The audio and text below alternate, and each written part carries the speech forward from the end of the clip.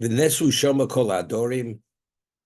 All the flocks would gather there. V'golu es even malpia be'er, and they would roll this boulder, this very large stone, from the mouth of the well. Vishkos aton, and they would water the sheep. Ve'shivos al even al pia be'er l'kome. When they would finish watering the sheep, they put the stone back on the mouth of the well. Now, Rashi in Pasuk Gimel on the word v'golalim, because the stone was so heavy, they couldn't pick it up, but they would just roll it off the mouth of the well. The Targumo, besides the Targum, the Aramaic translation, umegandarin.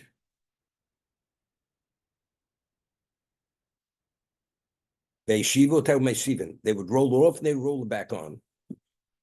V'yomelhem Yaakov. Yaakov sees them, and he said, he says, from where do you come? We come from Choron. That's exactly the location which Yaakov is going, to Choron. We come from Choron. And he says to them, do you know Lovon, the son of Nocha, the Yomru, Yodanu? And they said, yes, we do know him.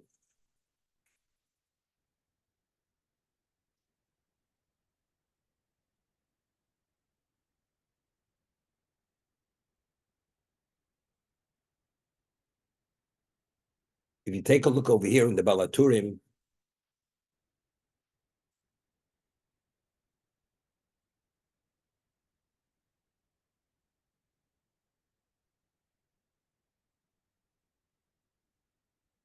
the beginning base, Vayar v'hinei bear basoda. He comes and he sees a bear. It's the first thing he notices. Omralu imo. Rivka said to Yaakov, Kmosha nochi yifas toar. As I am a beautiful woman. V'nizdamti al be'er. And I was found by the well. Meaning when Eliezer came to find a wife for Yitzchok, I was found at the well. That's where he located me. There's a simon. His mother told him there's a sign. Imtire shihi katori hi basm al zelcho. Hear this? If you see a woman that resembles me, that means Rochel resembled Rivka. Then you know that's your mazel. That's your zivuk. His mother told him in advance. Just as I met my mate, my zivuk, by the well, that's where I was taken as a wife of Yitzchok. When you come to the well, you will meet, if the woman resembles me, then you know that's your zivuk. That's your soulmate. Vini bear basoder.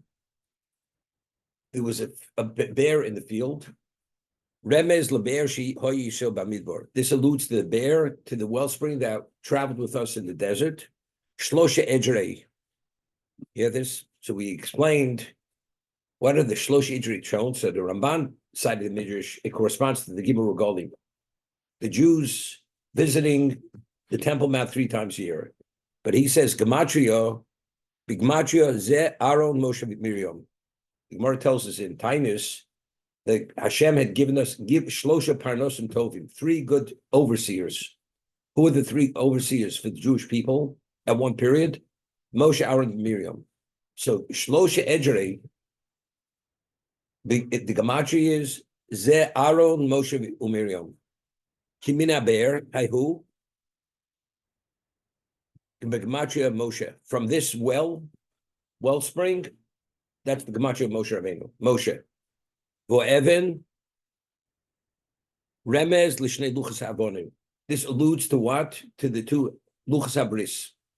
It's very good because it's associated with the bear. The bear represents the Ramban side of the Posuk, which the Gemara cites, that Torah is equated to water. That's the ultimate spiritual source of life for us, which is Torah. So that alludes to the Shnei Luchas Avonim. Zayin Pomim Bear, the Parsha. The word bear is mentioned 7 times in this Parsha. Keneged Zayin Yemei Achag Shem Naskum Emayim. On Sukkot, throughout the year, we have wine libations, only wine libations in the Mishkan, Beis Hamikdash. On Sukkot, in addition to the wine libations, you have 7 days of water libations. And the water was drawn from a well. So the word bear mentioned 7 times this parsha is alluding to the future, that there can be 7 days of Sukkot of what? Of water libations. Ucheneged Zayin Shekorim B'Torah B'Shabbos. Also corresponds, we have 7 aliyahs on Shabbos, right? The 7 primary aliyahs. The Hey Mehem Pia Bear. And it says 5 times Pia Bear. It says bear 7 times. And Pia Bear, the mouth of the well, Neged Hey Shekorim, B'Yom Tov. You have 5 aliyahs on Yom Tov. The Gimel Mehem Me'al Pia Bear. And it says Al Pia Bear 3 times. Keneged Gimel Shekor B'Kol. That corresponds to 3 aliyahs that you have during the weekday. So we have an allusion to the 7 aliyahs on Shabbos. Bear is written 7 times. Pia Bear is written 5 times. The P, that's Yom Tiv. And Me'al Pia Bear is 3 times. That corresponds to the aliyahs that we have during the week time. It's interesting. The Tur brings sites from his brother. The Tur is the son of the Rosh, that the 3 regalim, Pesach, Shavuos, and Sukkot, each one corresponds to the one with the Ovis HaKadoshim. Okay, because we find that Yaakov, when he returned after being away from his parents for 36 years, he went to Sukkos. So that's an illusion that the Yom Tov, the regal of Sukkot, corresponds to Yaakov Avinu. It's very good. All this preamble to what happened now with Lavan. Bears mentioned 7 times. Water. This corresponds to the 7 days of Sukkot that we have water libations. I'm just saying. So we see Yaakov is directly associated with the Yom Tov of Sukkot and water. And Yaakov is the ultimate water, because Yaakov of the 3 patriarchs, what is his persona? His persona is Yaakov Ishtom Yoshigolim. He's the man of the tent. He represents Torah more than all the other Avram and Yitzchak. So therefore, Bear has relevance to Yaakov. The Nischei Mayim, the libations of water, it's Yaakov. That's Torah itself.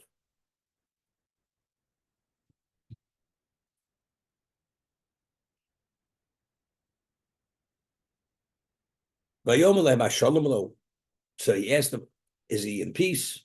Shalom. They said, yes, he's well. And while he's speaking to these shepherds, he says that Hine Rochel Bito Bo'o Imatzon. Rochel, his daughter, is Bo'o Imatzon. She's coming with the sheep. So later we can see Lavan had no sons. All the bracha that came to Lavan was only due, as we see later, because Yaakov had come to his home. Because Chazal tell us, if he had sons, did he send your daughter to be a shepherdess? The answer is he had no sons. He had no choice. So his daughter was the shepherdess here. So Rochel is coming with the flock. And what did his mother say, as the Baal HaTurim had said? When you come to the bear, an indication that this is your zivug, this is your soulmate. If you see a woman that reflects my appearance, she's going to be your wife. And that was Rachel. It's interesting. We find that who is the main soulmate of Yaakov? Rachel. Leah, although she was a matriarch, she was the secondary matriarch. Rashi cites many Chazal that even the sons of Yehuda acknowledged that it's Rachel. Rachel is the primary matriarch, although she only had 2 children. Right? So who's the one he meets at the well, who his mother said, that's your zivug? The one who resembles me. So of the 2 sisters, who resembled Rivka more than anyone, his mother had told him, that's your soulmate. And it says when he saw her, he kissed her, and then he cried. He knew it was his soulmate, but he cried because Rashi says, because he had seen through his Ruach HaKodesh that when she passes away, she's not going to be buried in Marsa Machpelah. That's one interpretation. And the other interpretation is that he had no gifts. That because since he had given away all the wealth to Eliphaz, he didn't have gifts to give her, as Eliezer had given to Rivka, which we'll discuss in a moment. Okay? Vayomer, as he's speaking to the shepherds, Rachel is coming, and he says to them, Od Hayom Gadol, the day is yet long. He thought that they were gathered there because they're about to take their flocks back to their owners. Lo eise osif hamikne. It's not time to gather in the flocks, the sheep. Hashku atzon l'churu. Why don't you go water the sheep and go back and graze, take them to pasture?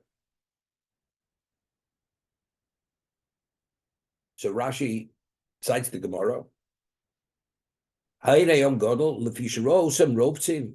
Since he saw them having the flocks kneeling, the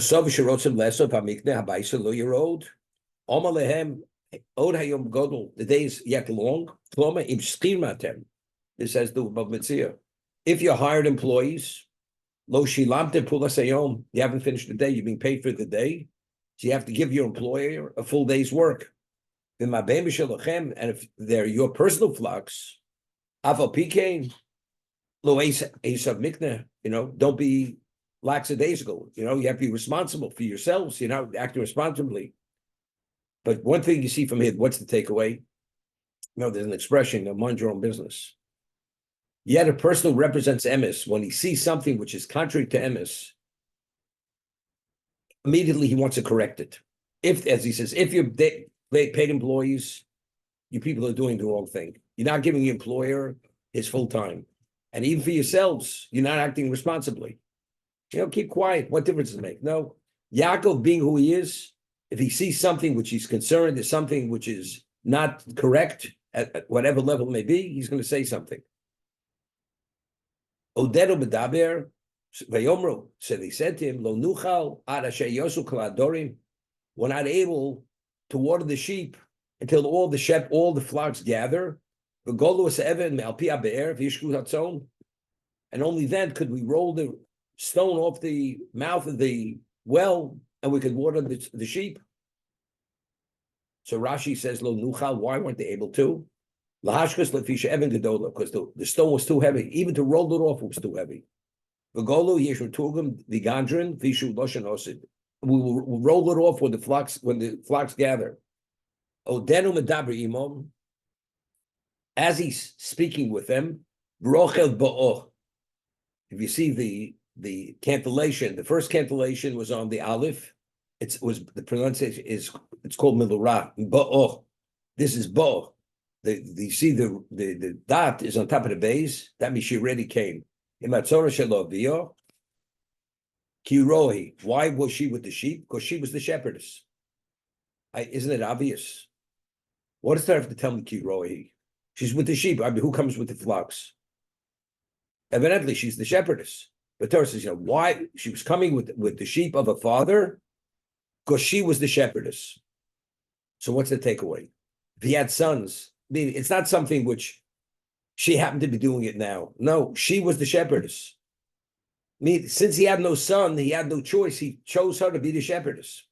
That's how we know. It's not this is something which was coincidental. She happened to take out the sheep, but she had brothers. No, Torah's the Kiroi, but she is the shepherdess.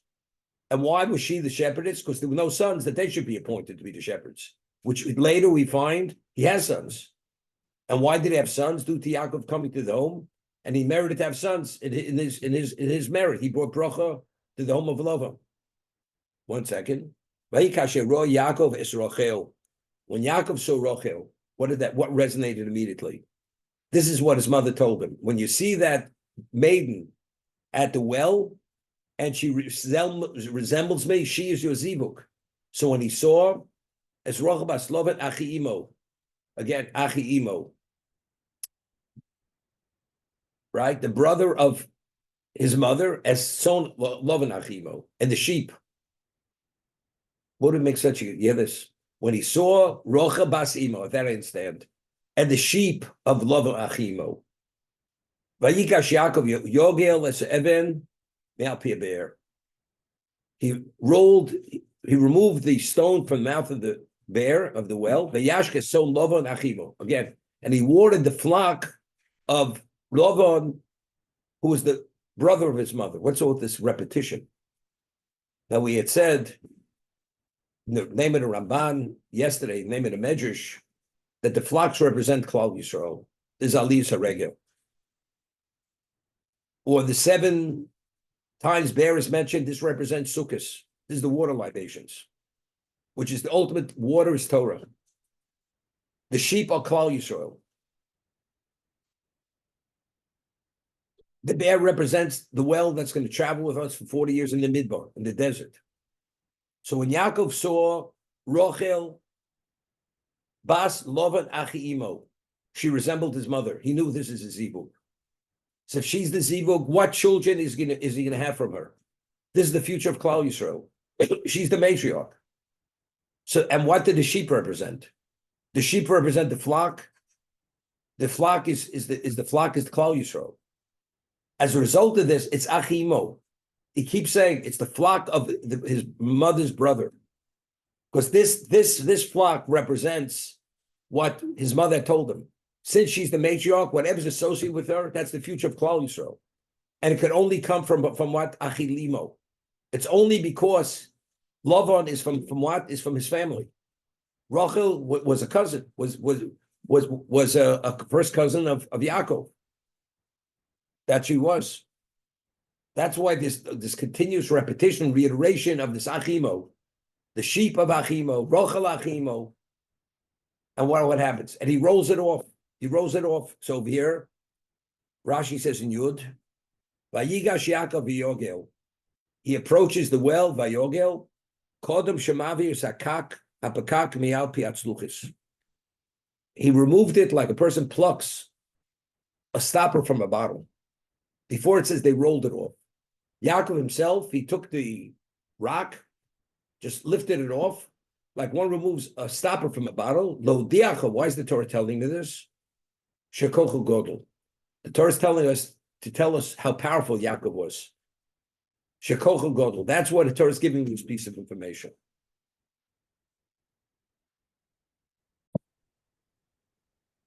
So the Torah is telling us kochu godel. We'll get back to Eliphaz in a moment. But factually speaking, why did Yaakov do it? I mean, why did he have to display? Let's say the other shepherds, right? They were waiting. He could have said to them, "Why do you people help me? Help me roll off the stone." Right? Let's say a person is able to lift something himself, something very heavy, and the other people could assist them. Yes, tell them, "Why don't you give me a hand?" They're waiting. They're happy to do it. Of course, they're going to water their flocks also. This is something Yaakov did himself. He provided the water himself by plucking off the stone. Now, what we're speaking of here, all this is illusions. This is Ma'aseh Ovesim Labanim. This all alludes to set a dynamic for the future. What does the well represent, as he said? The well represents the 7 days of Sukkot. The water represents the libation. The sheep represent Klal Yisrael. He's the one. Nobody else is going to be involved in removing the cover to provide the water for the sheep. Because this has to activate that dynamic, which ultimately will bring about the bear in the midbar for 40 years. And the bear mentioned 7 times alludes to what? Alludes to Sukkot. The 7 days of Sukkot. Now, we say, Leman Yedu Dorasechem Keep Sukkot Hoshabtis Bnei Yisrael. We sit in the Sukkah. Why? To commemorate that we the Jewish people were in the desert, right? Which the Anei HaKavod, right? That's the Sukkah. The Sukkah is the Anei HaKavod. The bear, 7 times bear is referring to what? The bear is the wellspring, and it alludes to Sukkot. What is Sukkot? Sukkot is the Anei HaKavod, because keep Sukkot Hoshabtis Bnei Yisrael. Right? Keep man yedu dorasechem. All your generations should know the sukkos Shabbat Bnei Yisrael. So you see over here this equivalent of the sukkos, and that's Yaakov. Just want to mention, we find that I'm not sure if Alan even heard this from me. If he did, he heard it maybe once maximum. There's a midrash. It's mentioned in Chumah that when Yaakov fled from Lavan in the middle of the night with his family and all his wealth, Lavan pursued him. And we said Hashem kicked to Lavan in the dream, says, "Don't harm Yaakov, just leave him alone." And then afterwards, before they separated, they made a pact. They entered into a covenant, and they took a pile of stones, and between them, they will not go past that pile of stones. Galid. That was the boundary line. Okay, it was called Galade. Galade, the pile that was a testament for this covenant between the two of them. For Bilam, right? There it says in the pasuk, he asked the sons to gather the stones. They gathered the stones to make this pile of stones, and it says they didn't have enough stone. Evidently, it's not a small pile of stones. This must have been like a mountain of stones. So he helped his sons. So Lavan's there. They're gathering the stones. Lavan says to Yaakov, I could have killed you. Yaakov goes to a side of a mountain with his hand, and he tears out half the mountain. When Lavan saw this, he nearly passed out. Only now did he realize how powerful. He never knew how powerful Yaakov was. But when he saw Yaakov tear out the side of the mountain, he understood that if he would have even considered killing Yaakov, Yaakov would have killed him. Yaakov would have killed Lavan. So when Hashem came to Lavan in the dream to say, lay off, again, it's the same thing. Why didn't Yaakov kill Eliphaz? That he should not be involved in the act of taking a life, because that will compromise his spirituality. If he'd have to kill Lavan, because he could have, would he have no choice? It would have compromised him. We find later, it says, when he met Esav, it says, Vayira Yaakov Ma'od. He was fearful very much. Why? What's the mode? Because he says, he was concerned maybe he'll be killed, and he was concerned he may kill Esav. What do you mean? Why is they not him being killed? I understand. Why is he concerned about killing Esav? The answer is the same thing.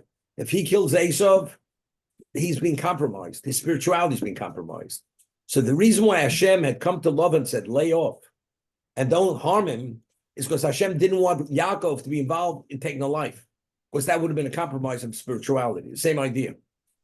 So over here, by the Torah revealing to us how powerful he was, now we understand later why he was able to do what he did to tear out the side of the mountain to provide stones for that mountain of stones with the covenant between him and Lavan. Yeah, Yaakov, when he saw Rachel, he knew immediately it was his soulmate. He knew because his mother had given the indication that when you meet a woman at the wellspring that resembles me, that is your zivug. So when he saw Rachel at the well, immediately he knew that was the woman who his mother had identified in advance. Okay? Therefore he plucked the boulder off. Therefore he knew the ultimate Klal Yisrael is from her. She's the aim of Klal Yisrael. She's the mother. We find that Rachel mevak el boneo. Rachel is considered the matriarch of the all Klal Yisrael, because when the Jews went into exile, they passed by her grave. Kever Rachel says Rachel is mevake. She cries for her children, and Hashem says they will return from exile. So all Klal Yisrael considered the children of Rachel. She's mevak el boneo. Vayishak Yaakov Rachel. Yaakov, he kisses Rachel. Vayises kol v'yev. And after he kisses her, he raises his voice and he cries. I mean, you're meeting your future wife. Why is he crying? So Rashi over here cites two interpretations from the Midrash.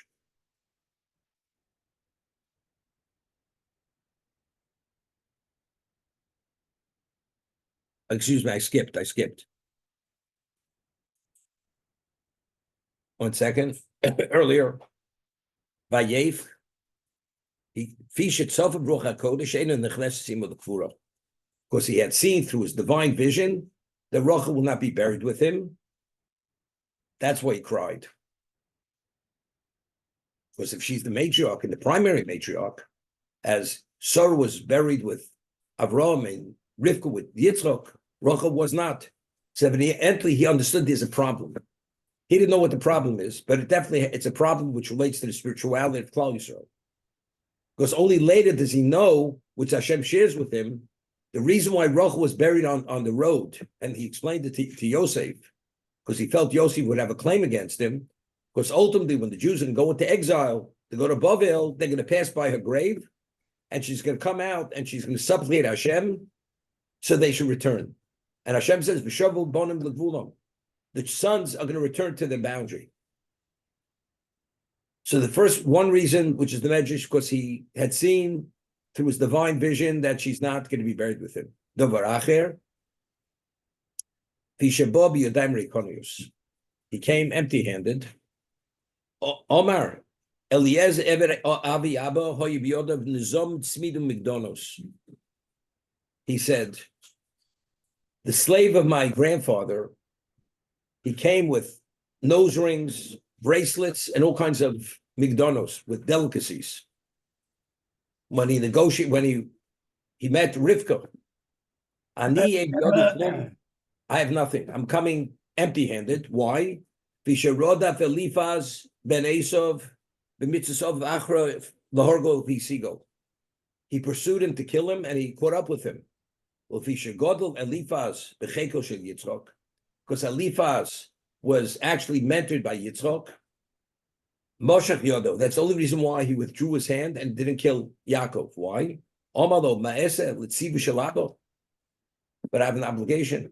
I have to kill you. That's as my father honored his father. If this is the dictate of my father, I must kill you. Omalu Yaakov told it Mashibiodi, take all what I have. And since an oni, a poor person, is considered like a dead person, so therefore we've reconciled the problem. It's the equivalent, you took my life. Okay? That's why he came empty-handed. So let's discuss, because he did it. It doesn't say the reason, because he realized Rachel is going to be his soulmate, and now he understands, without wealth, he's in a quagmire. He's not getting out of Lavan's house so quickly. Eliezer, because he had all the wealth, he was able to negotiate the deal. With Lavan, he's not going to be able to negotiate any deal, because unless you have the gold and the silver and the wealth, you're going to pay a pound of flesh for your wife. So I would say that's why he cried. That's why, if he came empty-handed, that's why he cried. But Chazal don't say that. Chazal said the reason why he cried was because he didn't have the jewelry. As his grandfather's slave had bracelets, nose rings, and delicacies to give, he doesn't have that. So he doesn't have it. I'd say there's more reason to cry that you're going to be stuck by Lavan for 20 years, which he was. Right? But Chazal don't see it that way. Why not? So what's the takeaway? Okay. Now, when Eliezer put the nose ring, which it says, Asora Zov Mishkolam, it weighed 10 weight. That alludes to the Aser Sadibros. The Shnei Tzmidim, the two bracelets, the Shnei Luchas Abris. Putting those bracelets on her hands and the nose ring, which is 10 weight, that alludes to what the Aser Sadibros. That she, again, it's my Sovas Simulabonim. It's to set the dynamic that ultimately, from this woman, there's going to be a quality show that's going to be qualified to accept the Aser Sadibros and the Shnei Luchas Abris. These are the symbolisms. Yaakov, Rachel being the ultimate matriarch, because he is the one to father the Klal Yisrael, he doesn't have anything to do to set those dynamics. The jewelry does not give jewelry. The jewelry has a level of representation. That's why he's crying. So now it's not simple that the future of Klal Yisrael is secure because he's not able to actualize it by giving the jewelry. That week said in the past. Okay, that's why he's crying. But let's ask: you crying this, or you crying because you're going to be stuck by Lavan for the next who knows how many years? Which is worse? This is worse. Why? Because Yaakov understood he has a guarantee. Ushmorani. Hashem guaranteed him, I will watch over you. That environment, that community will have no negative influence on your children. So even though it's going to be painful and difficult, but that's physical. This is the spirituality of Klal Yisrael at stake. Is it going to be? Is it not going to be? He doesn't have the jewelry to secure that, to set that dynamic. That's why he's crying on this, not about the other thing. The other thing is considered nothing compared to what this is. This is a concern. The other thing is not a concern. And also, Rabbi, we've said. How is it possible? Doesn't say she hated him. She did not love him. Did not say she hated him. She did not love him. We find that when Sari Medo told Avram, drive out the maidservant with her son. Why did she say it? Because she saw that Yishmael was mitzachek, right? And Avram was originally distressed by this. Hashem says, whatever Sarah tells you, Shema b'kolo. You should listen to her prophetic voice. What did Avram was a very wealthy man? What did he send Hagar with and Yishmael into the desert? Chemes mayim, with a flask of water with some bread. They have so much wealth, and what happened? The water was drunk. He was dying. He needed a miracle to save him. Avram understood where he was going. Once you guarantee him beyond any question, survival. So Rashi says, Rashi cites the Medrash. That's more explicit in the Medrash. That when he heard his behavior, he had a dislike for him. And because of that dislike, he would not provide him with anything more than the minimum, which is a flask of water, a piece of bread. Avram, his first child at the age of 86, he had this child. Didn't make a difference. So once he was tagged that he's a Russian, that he's taking a path not good, all that love immediately just evaporates instantaneously. Rivka knew who Esav was going to be. Shem told her. He's going to be the countervoice to Kedusha in the world. He's going to be the Esav's son of Yaakov. There's no way she could love him. Because Rivka represented what Yaakov was. I'll give you an example. God forbid, a person has a number of children. She loves them. That one child goes and mortally wounds every one of her other siblings, every one of her other children. What does she feel towards this son? It's a son. How could you not love him? You know what he just did? He mortally wounded every one of my other kids. God forbid. Esav mortally wounds Klal Yisrael till the end of time. That's Edom. And she understands it. How could she love the guy?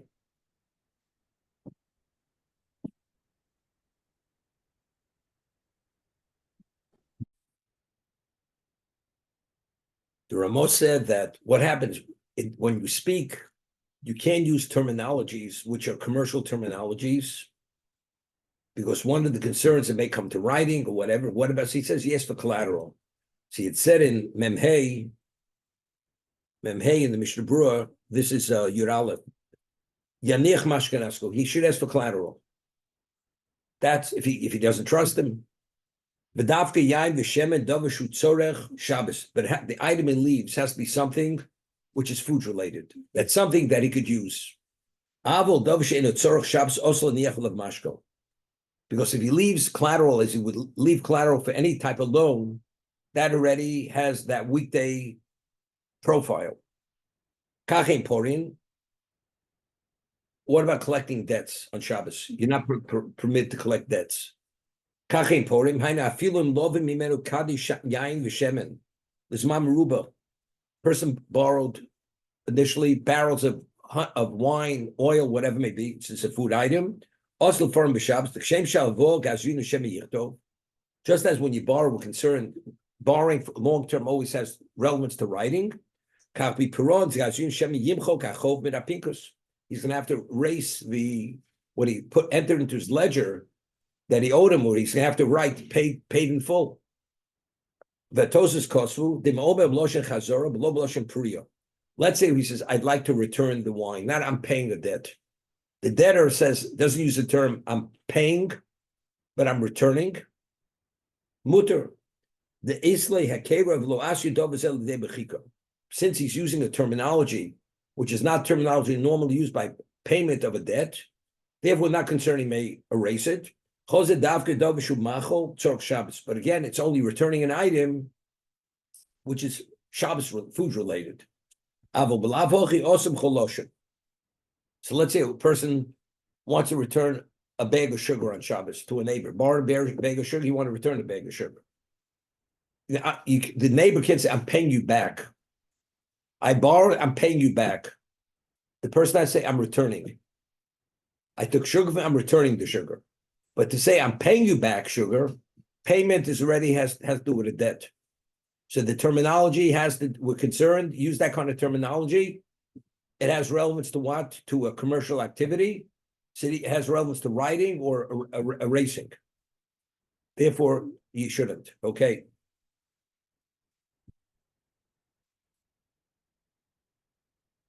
Yud Beis. We're holding Yud Beis in Shin Zayin.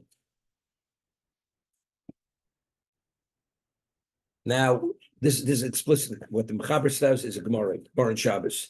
Zimin orchin vechen aminim godim. Yeah, you have guests coming for Shabbos, and you prepared delicacies for as many guests as you have. Because of Sav Kama Zimin Kama Godim Hechen Lo, and he has written on a paper the guest list. Yeah, how many people are coming as guests, and how many portions he needs for these guests. Also, the Grossa b'Shabbos. That paper that's recorded how many guests are coming and how many portions, you're not permitted to read that on Shabbos. Even if it's beyond his reach. Let's say it's on a placard. You know, you go to weddings sometimes, they have a seating chart where you're going to sit. So, and let's say it's displayed high up that you can't even come upon it. It's an interesting concept. No, there's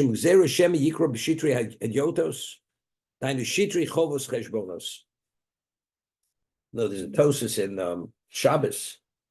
Are you permitted to read a letter? If you want to read a financial document, I'm not talking about discussing business on Shabbos. A document, you have a bill that was paid, and you want to look at it. You're not permitted. Because that document represents a commercial transaction. You paid something. What about if you want to read a letter? Somebody had written you a letter. Are you permitted to read the letter? You get a letter on Shabbos, it's within the Tchum, it's not booked. Are you permitted to read the letter? Tosa says, really, you should not, because let's say you already read something, a letter that you read, because I'm going to tell you something what Tosa says, you're not permitted to read old letters. Person has, time at Shabbos, for old time's sake, he wants to read through old letters that he received. Not permitted. Because reading a letter has to do with a shtar. It's like a document. Documents, Chazal say, because a document represents something which is of a commercial, has commercial relevance, you shouldn't read it. So why are you permitted to read a letter that you never read before? Because there may be a piece of information in there that has to do with pikuach nefesh. You never know what's written in that letter. As a result of that, that's the overriding factor. But if you know factually, let's say you receive a wedding invitation, and you want to open it, just look, and there's a separate discussion. How do you open the envelope? You have to tear, whatever is separate. But let's say it was opened. You don't have to tear, or there's a way how to open the envelope. But you also want to see where the event is taking place, where the weddings take place. You're not permitted to read it. Because the old Tosa says the only reason why you're permitted is because there may be a certain aspect of pikuach nefesh. But if there's no aspect, definitely it's a wet, you're not permitted to read it. So you have old letters that you'd read in the past and you want to read them. Right? So you know what's contained in the letter. You're not permitted to read it. That's shtori hadyotos. It's a gzeira, because for ordinary documents, it's a document, you're reading a document.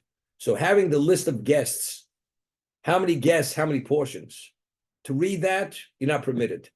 Because it's like a document, it contains information, and therefore you're not permitted to read it. So, Because Rabbi, we're concerned about writing. I feel like I am below kriya also. Even to glance at it, I was speaking about over here, even to look at it without really reading it, just to get a glimpse, we'll see what that is. Listen to this. What about if it's on the wall? It's chakiko shokas. It's engraved in the wall. A person goes, they used to tell over a story. There was this obstetrician. He would tell the people, and it was known, in the 3rd month of pregnancy, the first trimester, he would tell the woman, you're going to have a boy. And people were amazed. The doctor was always right. Always right. And if he said a girl, it was always a girl. What did he do? He would say to the woman, you're going to have a boy. And he would write on her record, a girl. So if she had a boy, no problem. It was a boy. It turned out to be a girl, he says. But you told me a boy. He takes out the record. He already had written in, girl. You got it? So he was always right. This is the way this doctor played the game. What happens? A person invites somebody to come, and he doesn't have they didn't set a place for him. So he takes out the seating chart. He says, you're not on the chart. It was a mistake. You weren't supposed to come this week. You're supposed to come in 3 weeks. But what about if it was already recorded on the chart? You know what he may do? He may erase the name of that guest because he doesn't want to look bad, or if there's not enough food. We only prepared so many portions. We didn't prepare that extra portion. there must be a mistake. So not to look bad, he may actually alter the list of guests and the amount of food that's needed. As a result of that, you're not permitted to read it over here. He may alter the document. So that's what we're saying. What about if it's engraved in the wall? So there's no alteration of document here. So that concern is not a concern. You can read it. Because what is the issue? We'll see in a moment. That's what he says. Wait. I will betavlu pinkis. What about if you have a tablet? In the olden days, what was a tablet? You would melt wax into a square, into a frame, and you would imprint in the wax, either with a signet ring or something else. That's what you write. So there it's engraved. I feel because that already, because you could hold it like a document. That already can be confused with a document. On the wall, it's not, but it could be changed. People will change something if they can. So if it has no relevance to a document, not that you could take hold of it, plus it's beyond your reach, it's not a problem. Yes, Jay. A person finds himself invited to, Wait a second, Jay. Let's learn the halacha. You ask me the question afterwards, okay? After we learn Mishnah Berurah. Okay. Yud Beis. Also, so the Gemara Isa Shnei Tamim. The Gemara said it's an explicit Gemara. The Gemara offers two reasons. He may actually alter the list of guests, the list of what? Of portions. He realizes he didn't prepare enough for his guests. And he regrets that he invited so many guests. So what is he going to do? So he doesn't want that his maitre d' should call out how many guests we have, because they can be guests, there's not going to be enough food for them. He wants to have less guests, or he wants to have less portions. Votam, that's one reason given the Gemara. The two things. Either because he may alter the document, or since it's a recording of information, which has no so it's like reading a document which is a financial document. He says, but factually we do. You come to a Sheva Brachos on Shabbos, right? You have a seating chart, and they tell you where to sit. Here you're sitting, and he's reading off the list. So he says, what's the heter? Why is it permitted? Yesh machmirim. There are those who are machmir. The whole issue of erasure is only if the host has that list. So even though altering the document may not be the issue, the Gemara offers two reasons, but you're reading something which is like Shtari Hadyotos, it's like an ordinary document. Ach shasuda hishal mitzvah. He says, but because it's a sudas mitzvah, yesh lo hakim. That becomes allows it that you're permitted to deal with lien. Kakriya l'shamish bichlal chefsi shamayim. Since it's for the sake of a Shabbos Suda or a Kiddush, whatever it may be, it's permitted. Moshe Kosov Simin Shinvov Sivov Koshkem Demut l'shamish lahachris krus beis hamedrash v'chaksav. Let's say the Shabbos wants to announce the schedule for davening. Shachris is this time, Mincha is this time, or events that can take place during the week, community events which relate to the shul. It's permitted because it's a Dvar Mitzvah. It's a Dvar Mitzvah. Dvar Mitzvah, the Gzeira of Shtari Hadyotos has no application. Afil l'sudas harishus dal hashamish b'kora lo gozu k'deish lo yiter. Yovel de churban v'takolo ka'avdo the kamsa bar kamsa. Why? The whole story kamsa bar kamsa, right? The destruction of Beis Hamikdash. He made a mistake, so we want to make sure we don't want problems to invite the wrong guest or whatever it is. That becomes the overriding factor. That even if it's a sudas rishus, even though it's not mitzvah related, since what could actually happen could be disastrous, to prevent that the disastrous situation, therefore you could read from the list which is recorded. The list of guests. Go ahead, David.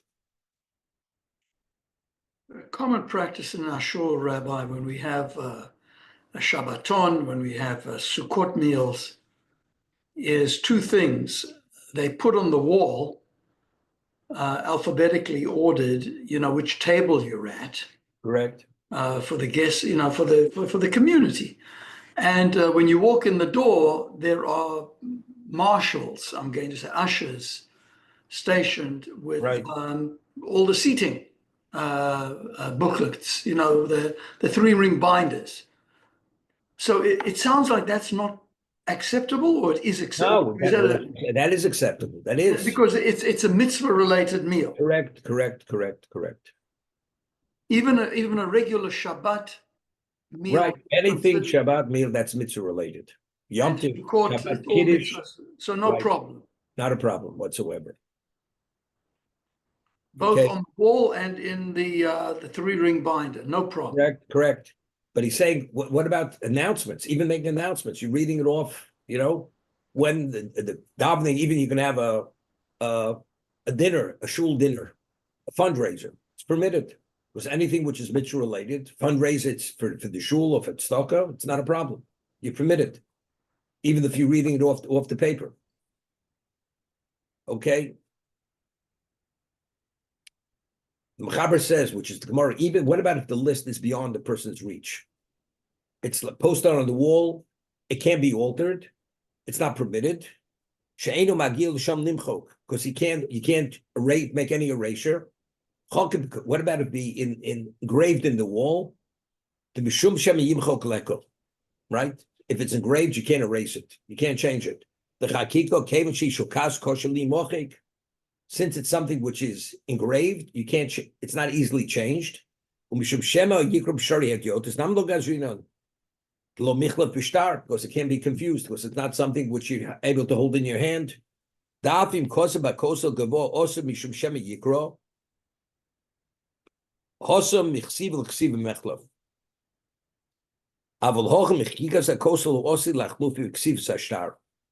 If it's written on the wall, you may confuse it with writing a document. But a tablet, which is movable, we don't differentiate. Where is it? Yeah.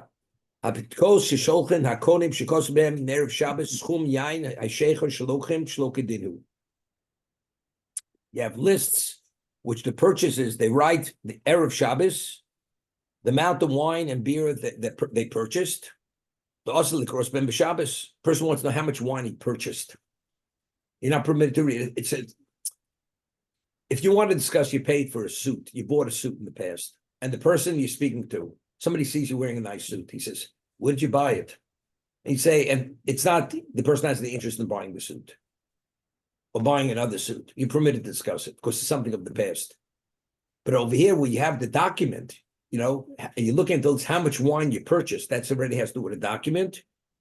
Okay. Can koseli rabo viniradim kosben raksim the bal mashari. Okay. Let's see Yud Gimel.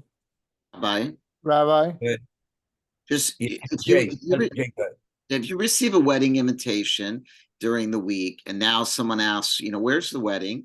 And you're at your Shabbos meal, and you say, you're not allowed to, the invitation's right there. It's just, let's say, in another room, maybe it's still in the envelope. You can't just peek in and say, oh, it's at this place. That's a Shtari Hedyos. That's Shtari Hedyos. We'll see. We're not finished learning the halachas. We'll see. Shitrei Hedyotos, the Hainu Shitrei Chovas Cheshbonos. You have documents, money you owe, or you made certain tallies, you calculated how much about anything, how what your inventory is, this kind of thing. Igros shel shelo shalom. This is we're talking about letters, just an ordinary letter, right? Igros shalom osel grosam. Afilu la'ayin behem lo kriya. Just to glance at it, you want to look, just take a little piece of information. You don't want to read the whole document. You're not permitted, right? Okay, now we'll discuss the invitation. We might as well do the next one. Likros igeres hashluchalo emenu yodea makosed bo. What about you receive a letter and you didn't open the letter, and now you want to read the letter on Shabbos, and you're not sure what information is contained in the letter? You're allowed to read it. You shouldn't verbally read the words, but you're permitted to eye read it. What about if the letter was brought from out of the tchum? So it's a question of muktzah. Tov li zoyer shlo yigabem. You shouldn't touch it. But read it, you're permitted to read it. Let's see. And this, I told you, Tosa says in Shabbos, because there may be certain information that the letter that you're going to read, which has to do with pikuach nefesh, or something very important, which relates to somebody's health. We'll see.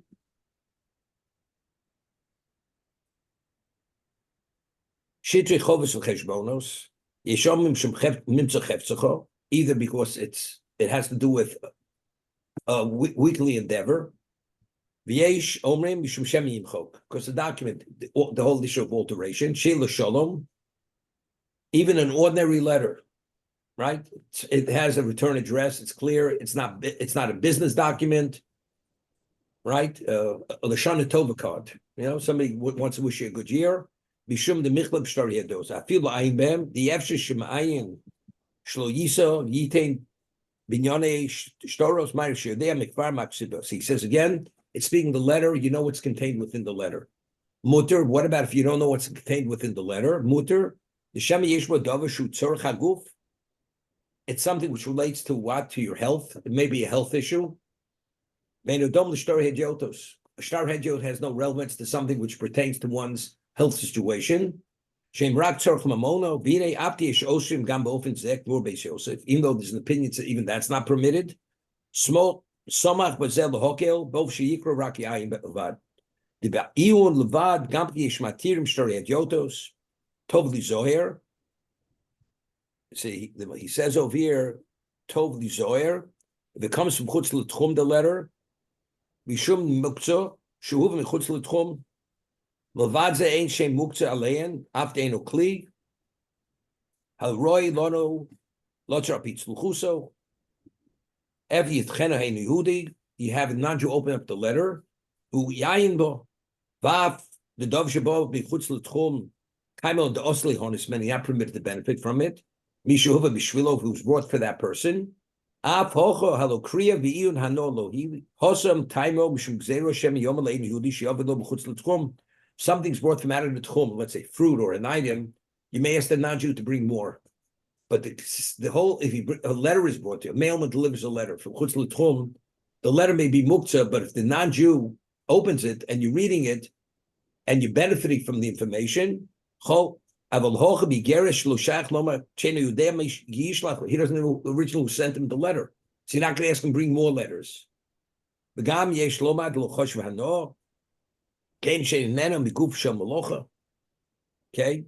but you're not permitted to touch the letter because the letter is muktzah, because it came from out of the tchum. Achronim hiskimu, dein bozem mishum muktzah klal. The dov habom chutz ein bo isa muktzah. We're gonna have this later in Beyo. Fil mishuva b'shvilo. Okay, we're gonna stop here. Rabbi, just a side question. So you want to read the letters, you know, from the past, you know, from your childhood, you want to read it. You're not permitted to read those letters because whatever's contained in the letters is just purely information. It doesn't relate to anything of necessity, would be a health issue or something which pertains to your like or anything. You're not permitted. An invitation not permitted to read. So Jay, what you asked me the question before, somebody wants to know when it's going to be, whatever it is, you're not permitted to read that letter. Even if it's a Devar Mitzvah? Even if it's a Devar Mitzvah, a wedding is, a wedding is, No. If a person's going to be Masada Kedushin, right, or a person has to be there, otherwise that could maybe border on Dvar Mitzvah. I see. That could be the border on Dvar Mitzvah. Otherwise, it's the question I was going to ask, Rabbi, was in shuls now, fairly routinely every Shabbos, they announced the soldiers who were killed in the war. Why do they announce it? So people should pray for them. Well, no, they passed already. I know, pray for the other, but appreciating the tragedy, the pain. Right. You're going to pray. You're going to pray for their protection. You know, for the others. It's usually right. It's usually followed by, some Tehillim or something, or prayer for the state of Israel. Right, would not be a problem. Okay. Okay. But pikuach nefesh though, Rabbi. If It doesn't even have, it doesn't have to be pikuach nefesh. I'm saying If someone anything relates to your a health issue, to your physicality, to your safety, you can read it. right. So whatever, if the letter's coming from somebody from past the tchum, and you know that maybe it's something that you should read, and you should read it. Permitted to read it, but you Yeah. shouldn't touch it. Touching two things. But Yeah, not you open the letter because it's muktzah, and then you read the letter. You can read it. He says you could read it. how do you open it? I mean, You have to not you to open it. uh-huh. That would be a shvus to shvus, right? Muktzah is one. Then telling the Jew to do something not you can't do, and since there may be something pertinent information in there, that's like a mitzvah. So you could tell him to open it. But obviously, before telephones, and they had these letters that would, pass information. Why couldn't the Jew just open the letter himself if he's concerned about any It may be situation? if it may be because maybe you could open the letter yourself. Yeah, but you don't know. I mean, nobody knows what's in the letter. You understand? You have to make an evaluation. Okay. Let's see the Shari Tshuva.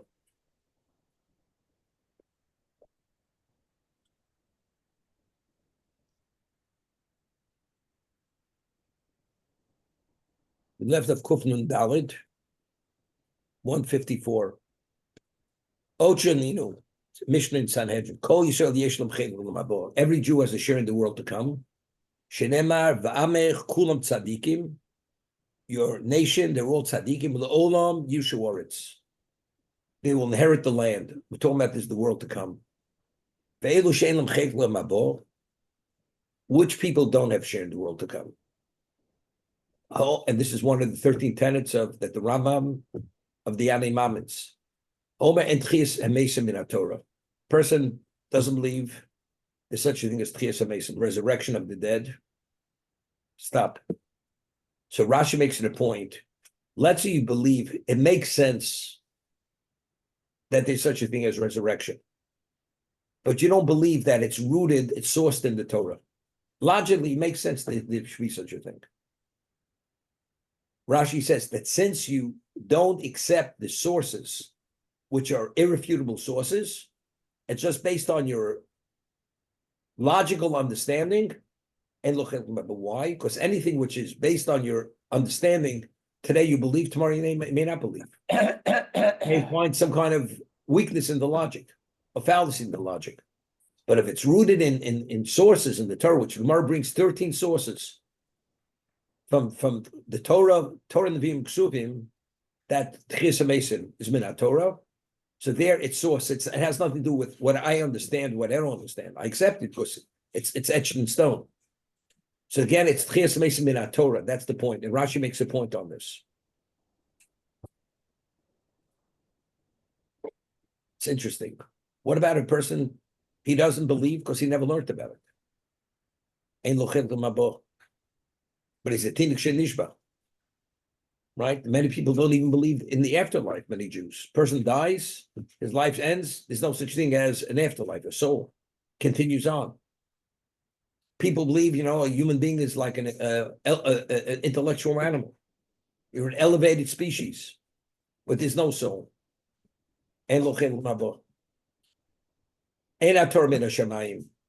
doesn't believe Torah is divine. When we say Ein Torah min Hashemayim, we're not talking about, even if, let's say, you believe one pasuk is not min Hashemayim, it was written by a person who was divinely inspired. You have to accept every word of the Torah, which is God's word. And if you don't,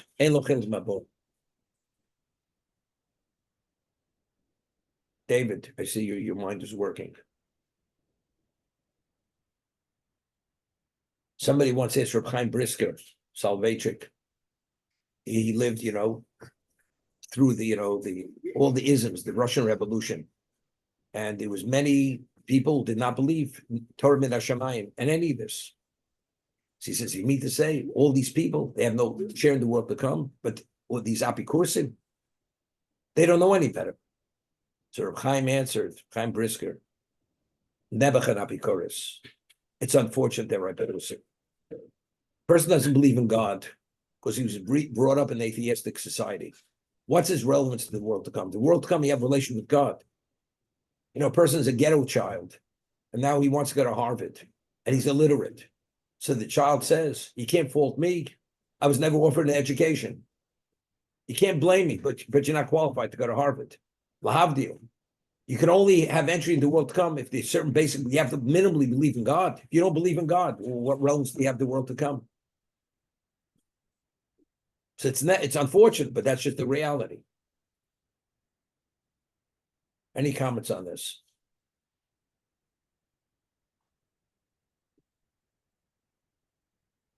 Okay. Ain't Torah min hashamayim.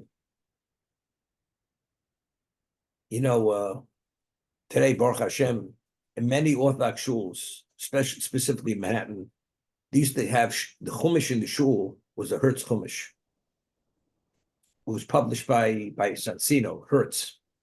If you remember, going back, all the Orthodox synagogues had it.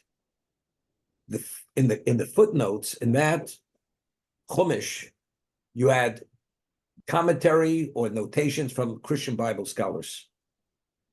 If you get one of these old editions, I don't know if today most of them have Art Scroll Chumashim, or they have the Koren Chumash, or they have other that. But at one time, every shul, they used to give a bar mitzvah boy for a bar mitzvah gift, they would give him a Hertz Chumash. You understand? That Chumash you're not even permitted to have in your house, because the author of that commentary is not a Jew, and whatever it is, and the interpretation is not based on tradition whatsoever, on Masorah. Okay, that's Torah min hashamayim. I remember there was a set of Mishnayos, the Fifth Avenue Synagogue, going back close to 40 years ago. The one who translated it, who wrote a commentary on it, was the Bishop of Canterbury. He had written a commentary, and they had the set of that Mishnayos in the Fifth Avenue Synagogue. I'm not sure if it's still there today. Okay. Could you imagine Lustiger? No, unfortunately, he was converted, you know, when as a Holocaust child, whatever it was. Could you imagine him writing a commentary? The man was a Catholic or whatever. The way what he believed. Okay, let's continue. Let's see the Gemara.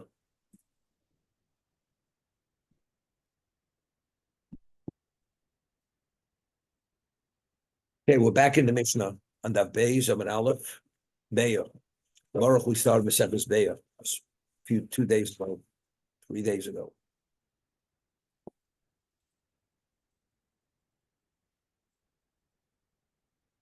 Okay.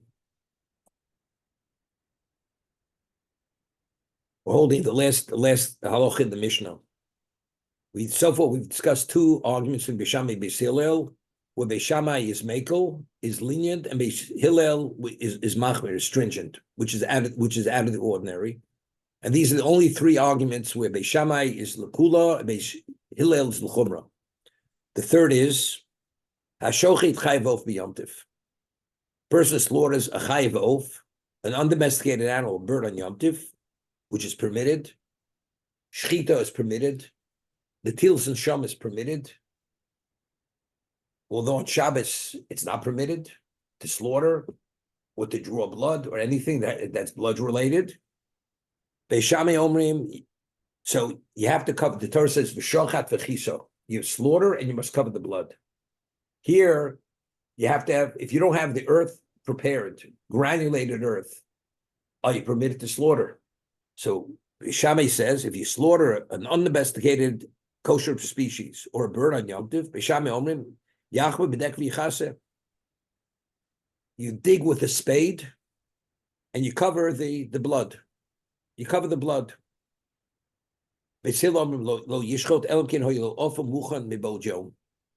Then unless you had earth prepared from before Yom Tiv, granulated earth, you're not permitted to slaughter.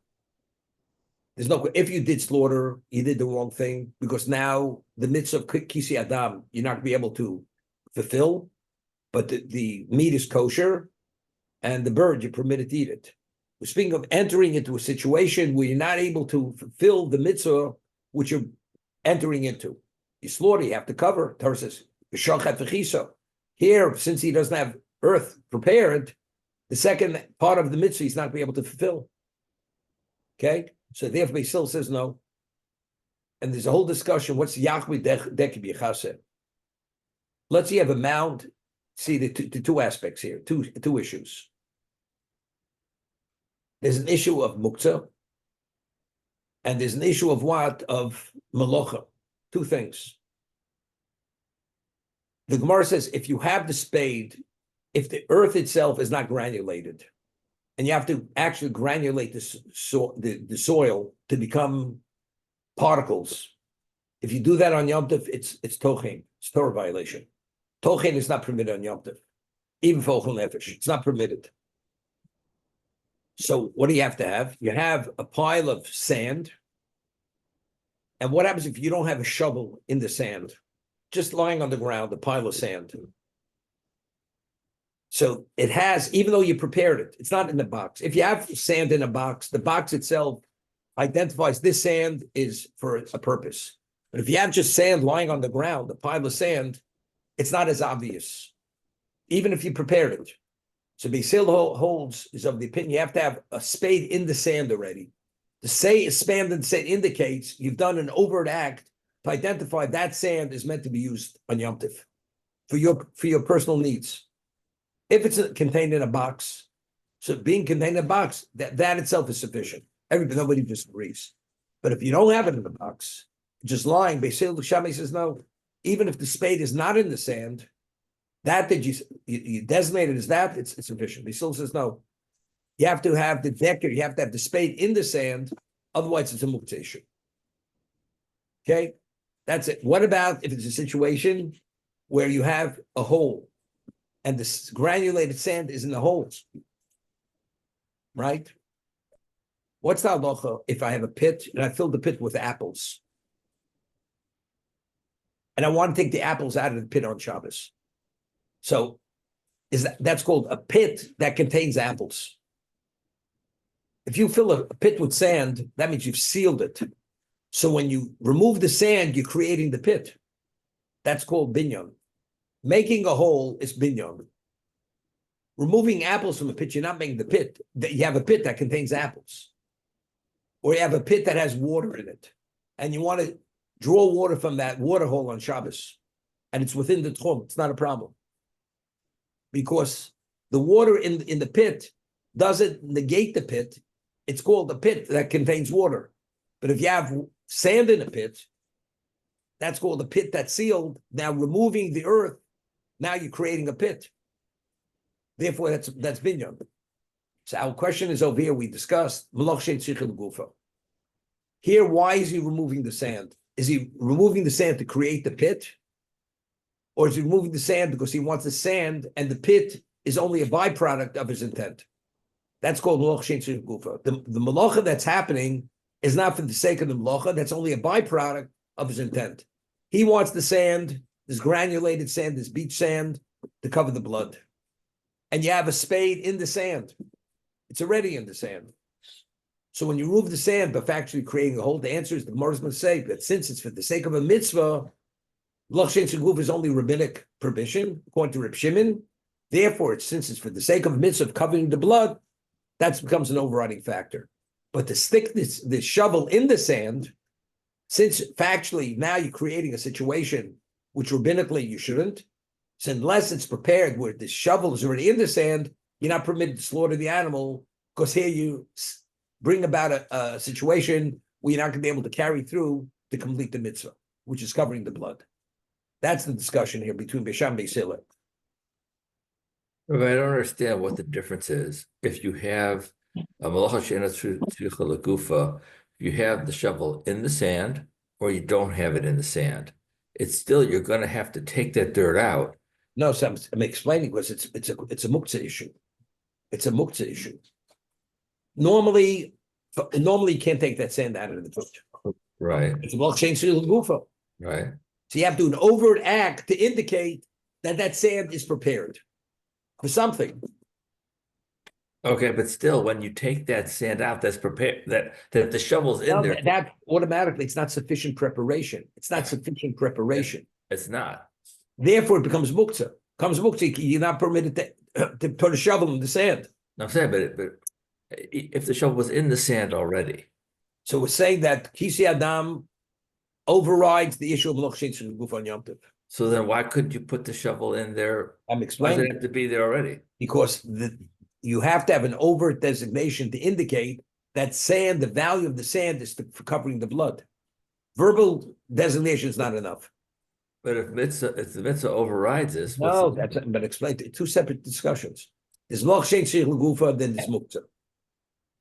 So normally, if it's not a mitzvah, that sand is definitely muktzah. You can't take it out because you'd be violating Lochshin Guf rabbinically. You're not permitted to do. But if you have the shovel in there, which indicates it's mitzvah related, it's there to do something unpermitted, automatically the muktzah issue is not an issue because it's indicated there's going to be an overriding factor because you put that spade in there from before Yom Tov to be used for that purpose. you had to have that intention that it's going to be used for that purpose when you That's put the exactly shovel in. what the spade represents. The spade couldn't have just- represents that. Okay, so you couldn't have just put the shovel in to say, if I need this dirt over Shabbos for whatever reason. No, even if it's if is also enough. It's Yom Tov, not Shabbos, not Shabbos. I'm sorry, Yatav. Yom Tov, correct. Right. If I'm going to put the shovel in just in case I need it for something Since I may be slaughtering a bird or an undomesticated animal, or therefore whatever. that's a designation. That's sufficient. Okay. Good, Mark. On an overriding basis, so in the discussion between whether you do need to designate or don't need to designate, at this moment in time, and the discussion is, or it's concluded, you need to designate between Rav Shimon and Rav Yehuda. No, separate. According to Rav Yehuda, we have a major problem. According to Rav Yehuda, even if it's granulated sand, Lochshin Suguf is a Torah violation. It's a Torah violation. Binyan is not permitted. Binyan is not permitted on. I'm not talking about this specific example, but more generally, do we today hold that you need to identify items that you plan to employ in Shabbos or Yom Tov? It depends what the item is. The Gemara says, like, we're going to learn the Mishnah. Anything which is assumed. Let's say you have something which is permitted. Even if you didn't designate it. If it's permitted, I don't have to designate. It's understood. Anything's available. A person doesn't negate, and it's within his purview that he's going to use. Right? But if it's not obvious, that's the reality, then you need designation. So go back to the hammer and the nuts thing. So you don't need to designate the hammer because you don't have to designate the hammer because the hammer in its own right has the function of you could crack nuts with it, even though you use it for hammering nails. So you don't need to designate it. No, you don't have to designate. No. But let's say you'd have a surgical scalpel, which you normally only use for surgery. You don't use it for cutting anything else. And now you need a knife to cut. You can't touch that surgical scalpel because that was negated for any other usage other than that particular usage. That's called muktzah son kiss. Because of its value, you only want it to be used for that particular situation. So what is the category of the shovel? No, the shovel is klishen lach delisser. So how's it different from the hammer? It's the same. The shovel and the hammer are the same. So I could use the shovel for a permitted use. But there's a different discussion. Could you use the shovel to remove something that's muktzah? If the shovel was not in the sand is muktzah. So it's a separate discussion. Oh, it's got nothing to do with the shovel. Has nothing to do with the shovel. It's muktzah. The sand is muktzah. The sand is muktzah. So you're designating the sand to be used for a permitted purpose and Correct. The shovel. And the shovel is the overt act which indicates that it's being prepared for that usage. That's why the sand is not muktzah. But you can designate sand even without a shovel being in it. You could say that pile. Not if it's in a hole in the ground. Let's say you do. Let's say I want that. That's not sufficient. We have later. If you have chickens, you have two types of chickens. You have a chicken that's designated for laying eggs, and the chicken, which its purpose is for slaughtering, for food. A chicken that's designated for laying eggs, that chicken is off. You cannot permit to slaughter that chicken on Yom Tov because it's negated. It's not seen as a food item. It's seen as what? As an entity that lays eggs. So now there's going to be a machloks and later mission. Besham Yisrael. Let's say you have two types of chickens, and now you say that chicken I will slaughter tomorrow. Basil said, Besham Yisrael enough. Say that chicken I will slaughter. Basil says you have to lift up the chicken and do an overt act and say this chicken I will slaughter tomorrow. You have to lift it up. Just verbally saying it and identifying it, it's not enough. Who's Not that? on- Beis Hill? That's Beis Hill. Beis Hill. That's said it? Basil. That's Basil. That sounds unusual. He's much No, but it more has to do with lenient. muktzah. It's similar to what we're discussing here. Yeah, It has to do with muktzah. But So Rabbi- muktzah Basil is more machmir. interesting. Suppose I have a little playground in my backyard for the children, and I've got a sandbox. And Sandbox. that sand, And Mhm. sand is granulated sand. Yeah, it's just the normal granulated sand, Permitted. and that's for the children to play. Not muktzah. It's not muktzah. The It's sand. not mukta. No. Now, could I use that without having previously had this in my mind? Could I use that sand to cover the blood on Yom Tov? It's going to be discussed later.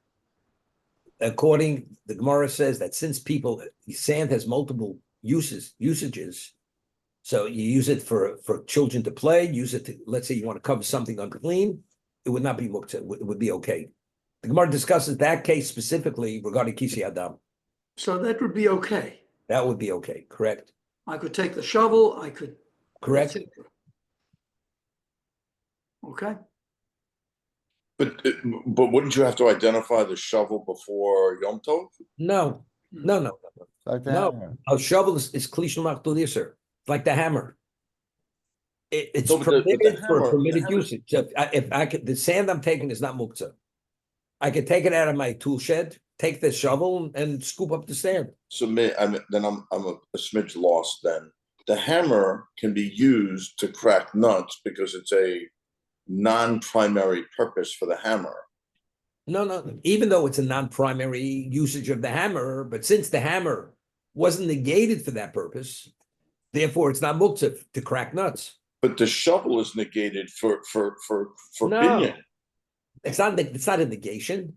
I happen to use a shovel for digging holes. But if I need that shovel for a permitted use purpose, it's not negated for a permitted. It happens to be what I use it for. It's like the hammer. Let's say you have a hammer, you never crack nuts with the hammer. And now all of a sudden you need a hammer to crack nuts. You're permitted to use the hammer. That's not called it was negated. I never needed it to crack nuts, but if I should need it to crack nuts, there's no reason why I won't. The surgical scalpel, because of its delicacy and its value, I don't use it for I don't want to use it for anything else but that. That's called No. negation. But the hammer is used primary purpose to hammer a It's nail. not the primary. The issue is not the primary. The issue is negation. I only want this and nothing other than that. But the shovel is no application that's not prohibited. It is. Normally, its usage is prohibited. You're digging holes is binyan. That's building. When you dig a hole, that's building. That's what a shovel is. And so you're not equating the taking of the sand out of the pile and covering to building. Correct, because it's granulated sand. You're not creating a hole. We're talking about a sandbox. So in the sandbox, all the sand is granulated. You're not creating holes. So it's not been right now. Remove the sand. It's not muktzah, and it's permitted sand. So then you're saying the use of the shovel on the sand is a secondary purpose for the shovel. Correct. It's like you take a scoop. Let's say I have a box of sand in my garage, right? You have a bag of sand you bought at Home Depot, and now you want to take a scoop up some of that sand and cover blood, right? You permit it. There's no problem. That scoop you're using it has multiple purposes. Although you never use it to cover blood, you're permitted to use it for that. Because it was never negated for any other purpose. Whatever you need it for, you would use it for. But you're proscribed from digging a hole with that That's scoop. separate. So we're talking about in the sandbox, you're not creating a hole. Because the Gemara says when you initially, let's say you just have a pile of sand, like on a beach. When you take the sand away, other sand immediately fills in that depression. We're not talking about solid earth. So therefore, since the result of removing the sand will not create a hole, it's not a problem. So the conclusion is that an item that has multiple uses, some of which would be proscribed and some of which are permitted, is not innately muksa. Correct. And therefore, the Gemara says that kind of item, if you want to use it for its usage, like a hammer to break nails, well, let's say you need its location. Somebody left a hammer on your dining room table, and you want to remove it. You permit it to remove it for its location, because in its essence, it's not muktzah. But what about if you left it in your backyard? The Gemara discusses this, and you're concerned it may be stolen. For that, they don't allow it. It's only for its usage or for its location. Because it's not high enough value to Correct. Sorry to delay this. No. This has relevance to everything that's coming up. The Gemara's later, which we're going to discuss. So again, back to the sand, the limitation was a muksa limitation. And if you created, if you had the solution, then it's fine. But if you didn't, when you have your sand in your garage, and it's in a Home Depot bag, you've never once thought about taking it out. So why isn't that not muksa? Before now you want to cover the blood. Again, if it's if it's sand that it's packed, let's say in the bag, it's not granulated. It's not granulated. Okay, that's something else. But if it's granulated, why not? It's any usage. It happened to be, it's used for potting soil. It's potting soil. It doesn't make a difference. Okay. So let's go. We asked the question the other day. We mentioned that in regard to, we quoted a Mordechai, who's an early commentator, that if a person goes to shul and he realizes that the talis he's wearing, the tzitzis are puzzle, right? You're permitted to wear the talis, although the strings are not valid strings on Shabbos. Why? Because to sit in shul where everybody's wearing a talis, you're going to sit without a talis, it's an embarrassment. So the embarrassment becomes an overriding factor, and therefore you can sit in shul, although the tzitzis is not a kosher tzitzis. But during the weekday, you have to take the talis off. Why? What's the difference between Shabbos and the weekday? So he explains, there's no prohibition. The Torah says if you have a four-cornered garment, you must tie tzitzis to that garment. You must tie strings which qualify tzitzis to the corners of the garment. So the chiyuv is tying tzitzis onto the garment. Shabbos, kosher is not permitted. It's one of 39 activities not permitted to do. So as a result of that, the Torah doesn't require you to tie in tzitzis on your garment. You're an onus, you're not permitted, right? So the question is, on Yom Tov that you're not permitted to dig. So why can't I slaughter, although I can't dig, because the Torah prohibits me from digging, right?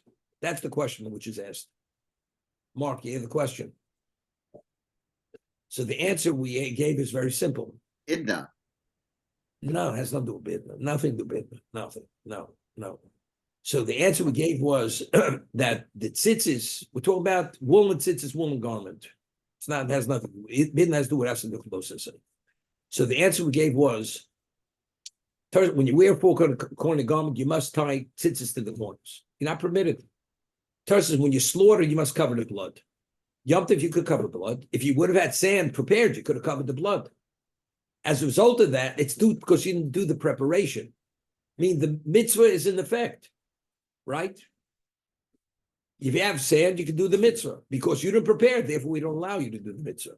Because you're going to create a situation that you can't do the mitzvah, which normally you could do. It's only because you don't have sand.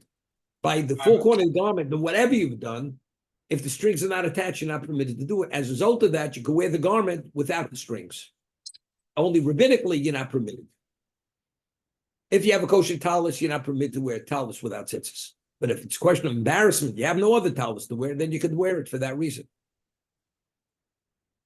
Okay? Ernie. We're okay with this. And during the week, you're not embarrassed? Okay, everyone's No, wearing it's a Torah violation. Torah says you must put tzitzis, and during the week you could put tzitzis on it. Covered abris is when dealing with a rabbinical level, right? Shabbos, it's rabbinical. You're not permitted to wear talis without tzitzis. That's rabbinical. Or whatever it's covered abrios, that becomes an overriding factor.